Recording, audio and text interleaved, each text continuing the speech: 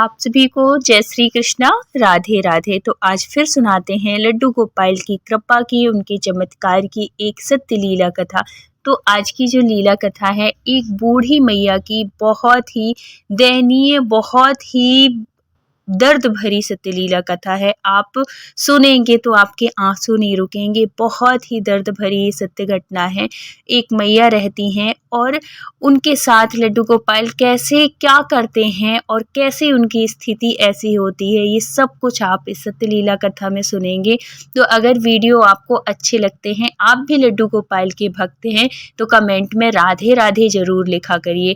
तो ये जो सत्य घटना है, ये बूढ़ी मैया की है, जिसके साथ उनका पूरा परिवार रहता था। एक समय की स्थिति ऐसी थी कि अच्छा हंसता खेलता परिवार था, लेकिन आज स्थिति ऐसी आ गई है कि मैया एक एक रोटी के लिए मोहताज हो गई हैं। पहले इतना अच्छा था, इन मैया के जो हस्बैंड थे, जब उनके हस्बैंड थे तब इनकी स्थिति बहुत अच्छी थी। वो जॉब करते थे, सरकारी जॉब में थे, लेकिन कुछ वर्ष पहले ही ये रिटायर हुए और है। तो आज की स्थिति ऐसी है कि वो जो इन मैया के जो हस्बैंड थे, वो उनकी डेथ हो चुकी है। अब उनकी डेथ होने के बाद ही इनके घर की स्थिति बहुत ज़्यादा विकल हो गई, बहुत ज़्यादा मैया की जो स्थिति है बहुत दयनीय हो गई है।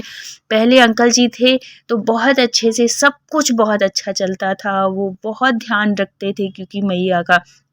और अब ऐसा हुआ कि उनके ख़त्म होने के बाद ये बीमार सी होने लगी। उनकी देखो, साथी की एक अलग बात होती है, अपने हस्बैंड की एक अलग बात होती है, चाहे वो बुढ़ापा हो, जवानी हो, कोई भी परिस्थिति हो, कोई भी समय हो, लेकिन अपने जीवन साथी की बात ही अलग होती है। फिर क्या होता है कि हम आश्रित हो जाते हैं दूसरे के ऊपर, और जब तक हमारा जीवन साथी है, चाहे वो वाइफ हो या हस्बैंड हो, दोनों की ज़रूरत होती है हर समय। वो भली बात है कि लड़ाई हो जाए, झगड़े हो जाए, कुछ भी हो जाए, बाद में तो आदमी एक का एक हो जाता है ना। और लड़ाई झगड़े उसी के होते हैं जहाँ प्यार होता है। अगर आपके बीच में भी कभी लड़ाई झगड़े हो रहे हैं, कुछ हो रहे हैं, तो इसका ये मतलब नहीं है कि प्यार नहीं है। प्यार बहुत होता है हर रिश्ते में, लेकिन बस थोड़ी सी एक दूसरे को समझने की बात होती है। कभी आप समझ जाओ, कभी वो समझ जाएं, तो कभी ऐसी बात ही नहीं होती है। हर घर की यही कहानी है, कोई ये वैसी बात नहीं है।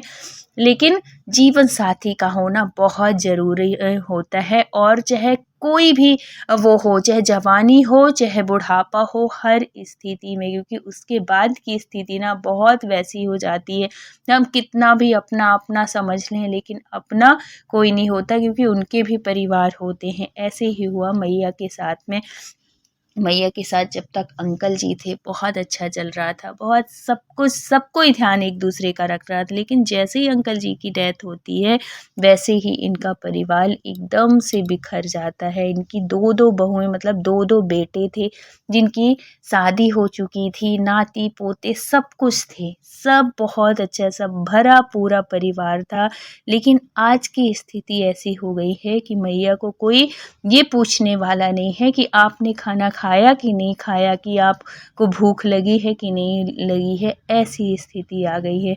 वो बताती हैं कि पहले का टाइम इतना अच्छा था, और मैया कहती हैं कि ये कृपा मेरे कन्हैया की थी, मेरे जब तक मैं कन्हैया की सेवा की। आज स्थिति ऐसी है कि मैया के पास जिनकी वो इतनी सेवा करती थी, इतना मतलब अपने सीने से लगा के रखती थी अपने कन्हैया को, और आज स्थिति ऐसी है कि उनके जो कन्हैया हैं वो मंदिर में है। इसलिए क्योंकि बहुओं को करना नहीं होता है, बहुएं कर नहीं पाएंगी। और मैया की जो स्थिति है, उनकी तबीयत बिल्कुल ठीक नहीं रहती है, तो वो उठ के कि खाना कुछ बना लें, भैया उनका कन्हैया का अपने भोग लगा लें, ऐसी स्थिति बिल्कुल नहीं है। बहुत अगर किसी बहुओं से कहती हैं, बड़ी से कहें या छोटी से कहें, तो घर में कलह होता है कि आपके भगवान की वजह से हम कुछ बना नहीं पाते हैं, क्या भगवान है तो हम कुछ खाएंगे नहीं, हम कुछ बनाएंगे नहीं। और स्थिति ऐसी आ गई थी कि पहले इतना अच्छा सात्विक भोजन बनता था, सब कुछ, कभी इनके घर में मीट मच्छी अंडा कभी नहीं आया जब तक वो अंकल जी थे। लेकिन आज की स्थिति ऐसी है कि सब कुछ आ रहा है, और पूरा भ्रष्ट हो चुका है पूरा परिवार, पूरा सब कुछ बन रहा है घर में, रसोई में ही। इस वजह से भी मैया बहुत वो होके दुखी मन से कि ऐसे घर में, ऐसी स्थिति में मैं अपने कन्हैया को नहीं रखूँगी जहाँ पे उनका कोई सम्मान ना हो, कोई ऐसी उनकी उसी रसोई में मैं कैसे उनको भोग लगाऊँ, कैसे भोजन बनाऊँ और कैसे उनको रखूँ उस घर में जहाँ पे ये सब कुछ होता है। और आप लोग भी इस बात का विशेष ध्यान रखिए कि जिस घर में लड्डू गोपाल हैं, उस घर में इन सब चीज़ों से बिल्कुल दूर रखिए। तभी आप अपने घर में लड्डू गोपाल लेके आइए जब ये सब चीज़ें आपके घर में ना होती हों। अगर होती भी हो तो भगवान के लिए बिल्कुल अलग से बर्तन, चूल्हा सब कुछ अलग करके रखिए, तभी आप उनको उस रसोई में भोग लगाइए और भोजन बनाइए। अगर उसी बर्तन में आप वो सब चीज़ें भी खा रहे हैं, बन रही हैं, उसी कढ़ाई में गलत चीज़ें भी बन रही हैं और उसी कढ़ाई में आप बना के भगवान का भोग लगाएंगे, वो भोग भगवान आपका कभी स्वीकार नहीं करेंगे। इसलिए भगवान की सेवा में शुद्धता का होना बहुत ज़रूरी है, पवित्रता का होना।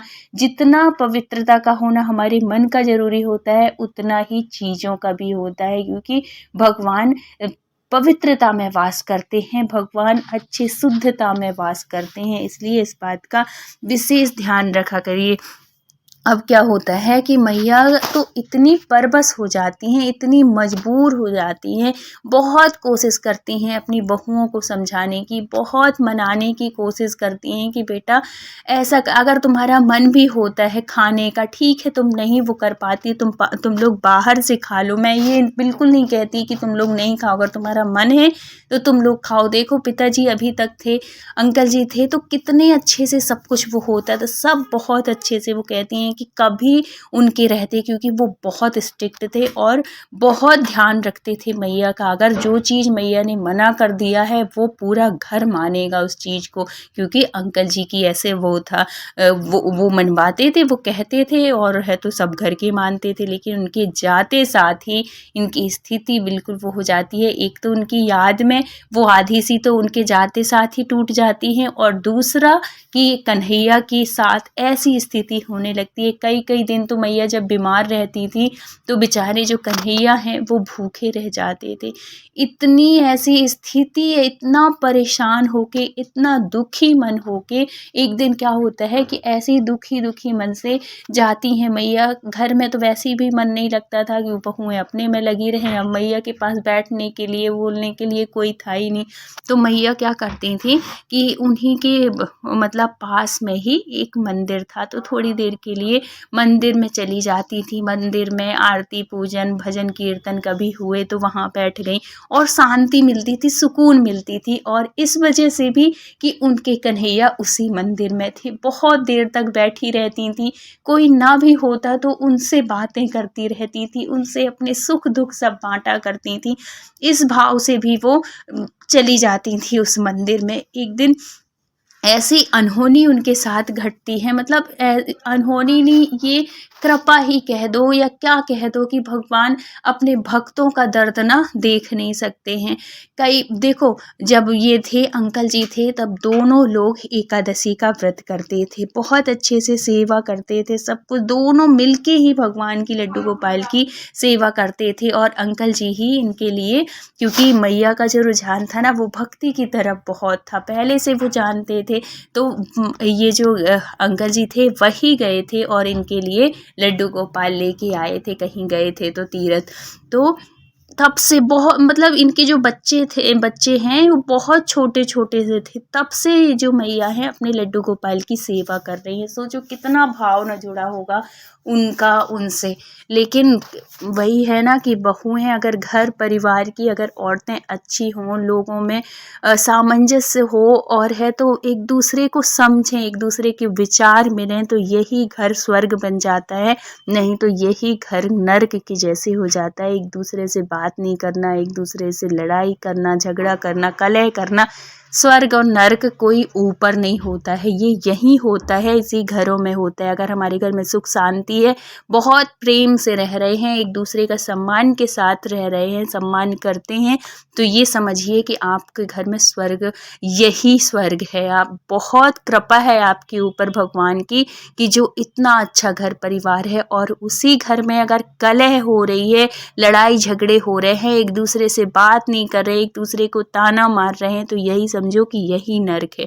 क्योंकि सुख ही हमारा स्वर्ग होता है और दुख ही नर्क होता है। अगर ऐसे माहौल हैं तो इसीलिए कहा जाता है कि घर में समझदारी से एक दूसरे की भावनाओं को समझना बहुत ज़रूरी होता है, तभी आपका घर परिवार अच्छा रहता है। और ये अभी के लिए बस नहीं, आप जैसा करोगे ये तो प्रत्यक्ष है, ये आप जैसा करोगे आप पाओगे, आज नहीं तो कल। अगर आप अपने बड़ों के साथ गलत कर रहे हो, कल आप भी बूढ़े होगे, आपके साथ भी वैसे ही होगा। इसलिए अपना प्रारब्ध भी ध्यान रखना चाहिए कि हम जो करेंगे वो हमारा बनेगा ही, प्रारब्ध बनता है और हमारे कर्म ही हमारा भाग्य बनता है। इसलिए ऐसे कर्म ना करें कि आपका कर्म बिगड़े और आपकी स्थिति जो हो वो दयनीय हो बाद में।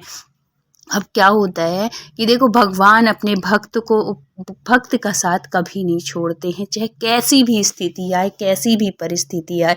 वहाँ के जो पुजारी थे और भी जो औरतें थीं, जब वो सुनती थी ना ऐसी स्थिति, तो वो कहती थी कि मैया आप ऐसा करो कि हम लोग आपको भोजन दे दिया करेंगे, आप बिल्कुल मत जाओ उस घर में। जब आपको बिल्कुल ध्यान नहीं देते हैं, बिल्कुल वो नहीं करते हैं, लेकिन मैया कहती कि मैं किसके घर में कब तक रहूँगी, जब मेरा सब कुछ है वहाँ मैं क्यों जाऊँ किसी के पास। ये बात भी सही है।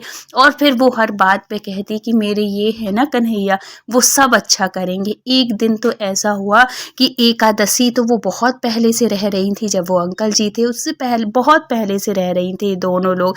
लेकिन अंकल जी खत्म हो जाते हैं, लेकिन मैया जो हैं वो एकादशी नहीं छोड़ती हैं, एकादशी रहती हैं। कभी कभी ऐसा होता था एकादशी के दिन कि मैया भूख ही रह जाती थी, बस पानी ही पी के रह जाती थी। बहुओं को ध्यान भी नहीं रहता था कि आज हमारी सास का व्रत है तो हम कुछ बना दें, खिला दें। और अगर उनके हाथ पैर चल रहे हैं, तबीयत ठीक है, तब तो थोड़ी बहुत कुछ बना ली, खा ली, भोग लगा दी ऐसे भगवान का। और मतलब वो स्मरण करके भी हम भोग लगा सकते हैं, वो कर सकते हैं, क्योंकि भगवान तो लड्डू गोपाल तो थे नहीं। और साफ सुथरा अगर कभी कुछ ऐसा बनाती तो ले जाती मंदिर, वहाँ पे भोग लगाती, आती तो फिर भोजन कर लेती। ऐसा जब परिस्थिति अच्छी रहती, स्वास्थ्य अच्छा रहता, तब ऐसा था। लेकिन एक दिन क्या होता है, एक दिन पहले जब एकादशी, ये पिछले साल की ये जो अमल का एकादशी ये जो आ रही है ना, उसकी बात है। तो क्या होता है कि ये जो एकादशी थी इसका बहुत महत्व होता है, क्योंकि ये होली के 4 दिन पहले से शुरू होती है और रंग भरी होली जो है ना, आज से मतलब एकादशी से ही शुरू हो जाती है। और इस दिन का इसलिए भी महत्व है, इस दिन का ना शिव जी के लिए, शिव जी की सेवा का भी बहुत महत्व है, क्योंकि आज के दिन ही भगवान भोलेनाथ और माता पार्वती काशी में गए थे। पहली बार काशी भगवान आज एकादशी के दिन ही वहाँ पे गए थे। इसलिए काशी में भी विश्वनाथ बाबा के मंदिर में रंग भरी एकादशी का बहुत मनाते हैं, बहुत अच्छे से उत्सव होता है। अब होली तक ये उत्सव चलता है वहाँ पे भी, और एकादशी से ये होली का शुरुआत हो जाती है। खूब होली खेलते हैं बनारस में भी पूरे होली तक, इसका बहुत महत्व है। और इस दिन आंवला की पूजा का भी बहुत महत्व है। कहते हैं कि इस दिन जो आंवला की पूजा करता है, आंवला का सेवन करता है, उसमें जो दीपक रखता है, उससे माँ भगवती लक्ष्मी जी बहुत प्रसन्न होती हैं। और भोले बाबा को अभिषेक कराओ, उस दिन उनको गुलाल लगाओ माता पार्वती को, तो माता पार्वती और भोलेनाथ का भी आशीर्वाद मिलता है ये सब चीज़ करने से। और एक और बात है कि इस दिन जो एकादशी, कोई कितना भी बीमार हो और उस दिन एकादशी का व्रत करके आंवला का सेवन करे, या कि फिर एकादशी के दिन क्या करें कि उस दिन पूजा करें, बहुत अच्छे से लक्ष्मी नारायण भगवान की पंचामृत से स्नान कराएं, तो उसके जो भी रोग व्याधि जो भी परेशानी है वो भी दूर होती हैं।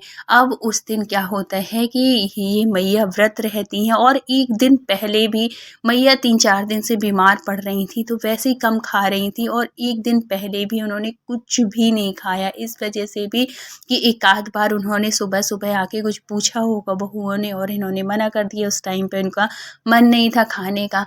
फिर बाद में इन्होंने पूछा भी नहीं, और मैया भी एक भी बार नहीं बोली कि मुझे कुछ खाने को दे दो। और दूसरे दिन थी ये एकादशी थी, और एकादशी के दिन तो वैसे भी मैया सिर्फ रात में ही कुछ खाती थी भगवान का भोग लगा के, और स्थिति ऐसी आ गई कि वैसे ही बीमार पड़ रही थी, एक दिन पहले कुछ भी नहीं खाया, और दूसरे दिन तो उनके खड़े होने की भी हिम्मत नहीं हो रही थी कि मैं उठ के जाऊं और नहा लूं और भगवान के मंदिर जाके वहां पे दर्शन कराऊं। ऐसी स्थिति आ गई। अब वो भगवान का स्मरण कर रही हैं, अपने कन्हैया को बुला रही हैं कि हे कन्हैया, आज मेरी एकादशी है, पूरी करवा दे कन्हैया। ऐसे करके बहुत वो करती हैं, और कहती हैं कि आज तो मेरी बिल्कुल भी ऐसी स्थिति नहीं है कि मैं आऊं और तुम्हारे दर्शन कर पाऊं, और कुछ कर ऐसे ऐसे करके बहुत याद करती हैं। और जब भक्त इतने दीन भाव से पुकार करते हैं, अपने भगवान को बुलाता है ना, तो भगवान जो हैं वो दौड़े चले आते हैं। भगवान कहते हैं मैं तो खड़ा हूँ, कोई इतने भाव से मुझे बुलाए। तो इतने में क्या होता है कि एक बच्चा आता है और कहता है दादी दादी, ऐसे वो करके एक आंवला का एक छोटा सा आंवला लिया था, और कहता है कि लो दादी ये प्रसाद है। तो वो जो थी ये अम्मा थी, वो कहती हैं कि बेटा ये आंवला कहाँ से लाया है? तो बोले कि मुझे मिला है, प्रसाद है, आप खा लो। बोलो मेरा तो व्रत है, अभी मैं नहीं खाऊं। अरे दादी खा लो, ऐसे करके। और फिर बाद में उनको अम्मा को लगता है, आंटी को लगता है कि ये बच्चा है, बच्चा भी तो भगवान का रूप होता है, इतना जिद कर रहा है तो मैं खा लेती हूँ। और वो प्रसाद समझ के भगवान की कि बच्चा बाल रूप है, भगवान का ये रूप है, और वो खा लेती हैं। वो आंवला को खाते साथ ही वो कहती हैं मैया कि इतनी कृपा हुई कन्हैया की, इतनी कृपा हुई कि मुझे पता ही नहीं चला कि मैं 2 दिन से 4 दिन से ऐसे बीमार पड़ी हूँ। कल मैंने कुछ भी नहीं खाया, अंदर से ऐसी ताजगी आई, ऐसा लगा कि जैसे भगवान ने कुछ ऐसा प्रसाद भेजा हो मेरे लिए, कि ना तो मुझे भूख की सुध थी कि मुझे भूख लगी है कि मैं कमज़ोर हूँ, कुछ भी नहीं। एकदम से ऐसी सी ताकत आ गई। मैं तुरंत गई वहाँ नहाने के लिए, तुरंत आई और अपने कन्हैया के पास मिलने गई कि हे लाला, आज क्या ऐसी कृपा कर दी है, मुझे तो विश्वास ही नहीं हो रहा है कि मैं यहाँ तक आ सकती थी, मेरे तो खड़े होने की भी हिम्मत नहीं थी। फिर बाद में वो पूछती हैं कि पंडित जी से कि पंडित जी आपने कोई सा प्रसाद भिजवाया था क्या? एक छोटा सा बच्चा आया था मुझे आंवला देने के लिए। तो बोले कि नहीं माता जी, हमने तो कुछ ऐसा नहीं दिया था। वो कहते हैं कि माता जी ये कोई और नहीं, जो आप कह रही हो ना कि मैं खड़े नहीं हो पा रही थी, और अब स्थिति ऐसी है कि मुझे लग ही नहीं रहा है कि मेरा व्रत है, और मैं 4 दिन से बीमार पड़ी हूँ और मैं खाना नहीं खाई हूँ। देखो आपके बोलने से ना तो लग रहा है, और ना आपकी तबीयत देख के ऐसे आपको देख के लग रहा है, तो ये कोई और नहीं, ये साक्षात कन्हैया अपनी मैया को कुछ देने गए थे कि जिससे आप स्वस्थ हो जाएं, और है तो आप दर्शन कर सको, उनसे मिलने आ सको। क्योंकि जितना भक्त अपने भगवान के लिए तड़पता है ना, उतना भगवान भी अपने भक्तों को देखने के लिए तड़पते हैं। इतनी तड़प दोनों में जब होती है तभी भगवान की अनुभूति होती है। तो कन्हैया हमारे इतने प्यारे हैं, अगर कोई इतने भाव से उनको बुलाता है ना, इतनी उससे करुणा से बुलाता है, तो भगवान उनकी पुकार ज़रूर सुनते हैं, जैसे ये मैया की। फिर उसके बाद उनकी स्थिति इतनी अच्छी हो जाती है कि वो जो पुजारी थे और सब लोग मिलके उनको कहते हैं कि मंदिर के पास ही एक रूम सा था, तो उसमें कहते हैं कि अब आपको घर नहीं जाना है, क्योंकि उनकी स्थिति ऐसी थी, दुष्ट थी बहुएं। और वहाँ पे मंदिर के अंदर ही एक रूम था, वहाँ पे मैया रहने लगती हैं। भगवान की कृपा से इतना अच्छा कि उन्होंने कभी सोचा नहीं था, इतना अच्छा भोजन पानी सारी व्यवस्था उनकी। और ये सिर्फ हुआ लड्डू गोपाल की कृपा की वजह से। और फिर एक दिन ऐसा आया कि मैया के प्राणांत होते हैं और वो दिन था एकादशी का दिन। इतनी शुभ तिथि, जैसे साक्षात भगवान मैया को लेने आए हों अपने रथ में, ऐसे ही इतनी मतलब उनके चेहरे में वो हंसी, वो खुशी थी। और व्रत, एकादशी का व्रत, और एकादशी के दिन तो बड़े बड़े साधु संत महापुरुष, महान आत्माएं तरसती हैं कि हमारी जो मृत्यु है एकादशी के दिन हो। बहुत इतनी तपस्या, जो तपस्वी होते हैं उनको भी एकादशी का दिन नहीं मिल पाता। बहुत से ऐसे संत होते हैं जिनको एकादशी का दिन, और महान आत्माएं होती हैं, वो महान कर्म वाले लोग होते हैं जिनको एकादशी का दिन मिलता है। बहुत ही पुण्यात्मा होते हैं। और ये मैया के ऊपर ऐसी कृपा हुई उनकी, कन्हैया की, कि मंदिर जैसी जगह पे, और वहीं पे मैया जहाँ रहती थी वहीं पे एकादशी का दिन व्रत का अच्छे से पूजा पाठ सब कुछ विधिवत की, और इतनी अच्छी सी मृत्यु हुई कि बिल्कुल खुशी खुशी चेहरा, और किसी को पता भी नहीं, कोई ना तो कोई रोग ऐसा हुआ ना कुछ भी। और वो आंवला के बाद, वो जो एकादशी थी, एकादशी में वो जो मैया ने आंवला खाया था, वो साक्षात कन्हैया समझो कि वो दे के गए थे। उसके बाद मैया को ना तो कभी रोग हुआ, ना मैया कभी बीमार हुई, इतनी स्वस्थ रहने लगी, इतनी सेवा करने लगी अपने कन्हैया की, अपने पास उनकी सेवा, क्योंकि मंदिर में ही रहती थी, और इतना बढ़िया जीवन चलने लगा। भगवान ने जब उनकी अंतिम घड़ी आई तो भगवान स्वयं समझो कि लेने आए, क्योंकि एकादशी के दिन जो जिसकी मृत्यु होती है वो साक्षात बैकुंठ जाता है, श्री हरि के चरणों में उनका वास होता है। तो भगवान ऐसी गति, ऐसी कृपा सबके ऊपर करे। इसीलिए एकादशी का व्रत हो सके तो सबको करना चाहिए। अगर आप स्वस्थ हैं, आप कर सकते हैं, तो एकादशी का व्रत ज़रूर करिए। इस व्रत को करने से लक्ष्मी नारायण की विशेष कृपा होती है, भगवान प्रसन्न होते हैं और मोक्ष की प्राप्ति होती है। तो एकादशी का व्रत ज़रूर रखिए अगर भगवान की कृपा चाहिए तो। और अगर कहानी अच्छी लगी हो तो please like, share and subscribe करिएगा। मिलते हैं फिर किसी सत्य घटना के साथ। जब तक अपना ख्याल रखिए, अपनों का ख्याल रखिए। Thank you so much full watch करने के लिए। राधे राधे।